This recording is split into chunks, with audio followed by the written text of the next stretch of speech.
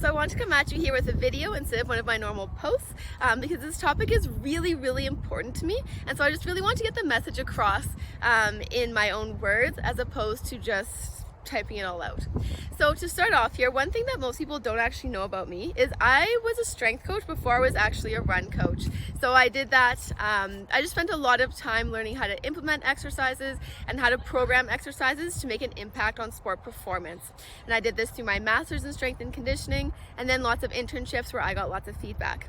Anyway, when I went to transition into more endurance coaching, I did run, triathlon, swimming certifications, and the big thing that all of these certifications were missing was the strength component, which is fascinating because strength training is so crucial for endurance athletes, especially endurance athletes, because swimmers, bikers, and runners actually have some of the lowest bone density compared to other athletes due to the fact that we just don't have a lot of bone loading during our sport. So bone loading is just like strength training, jumping, change of direction type activities. So one quote here that I want to share with you from a paper says that mechanical loading rarely proves popular with coaches and athletes. Now, this is a huge issue because endurance athletes specifically have much lower bone density than other sports. So endurance athletes are the ones who most need the strength training, but it's the endurance athletes and coaches who often don't like to do it. So I don't know if that maybe resonates with you as well. I know I've certainly talked to a lot of endurance athletes, specifically runners, who do not like strength training at all, which is unfortunate, but it's just really important for us. So when we're looking at bones and the importance of bones, there's actually one stat that I found particularly interesting when I was in my kinesiology degree, and I will never forget. And it said for older adults who suffer a fall, 50% of them will not be able to return to independent living, and 20% of older adults who fall and end up in the hospital will not live past 6 months. So strength training and having improved bone density, it's not just important for sport performance, it's important for long-term health. So if you want to be that 80-year-old athlete who is running marathons and crushing marathons, bone health is very crucial to you. And we know it's well documented that the best way to maintain bone health is through joint loading activities such as plyometrics. So now we're going to get our max 90% of our bone density is going to be accumulated by the time we're 20, and it's going to be fully accumulated by the time we're 30. After 30, we just kind of want to maintain that bone density, and we do that best through strength training and plyometric training. Now the issue here is we can't just kind of go jump around on the grass. There's more to strength training than just that basic stuff. So we're looking at things like contact time. How many times are you jumping? Are you jumping on or off a box? The speed of your jumps, are you holding anything with your jumps, the direction of your jumps. All of these things are going to play an impact on that bone loading and helping maintain that bone density.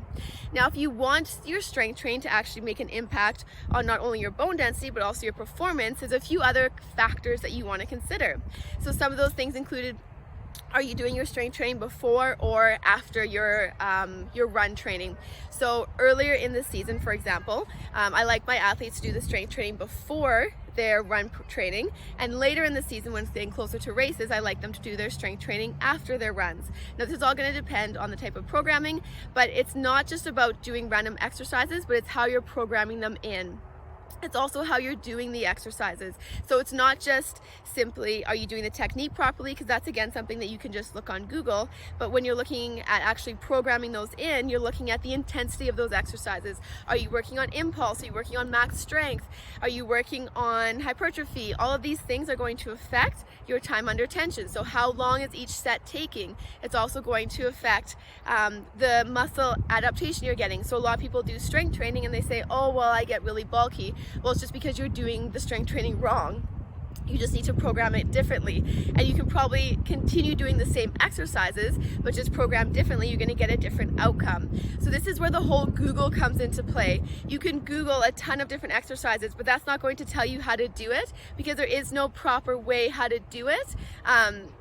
The way to do it really depends on what phase you are in your training cycle and what adaptation you want to get from that exercise. Picking the exercise is easy.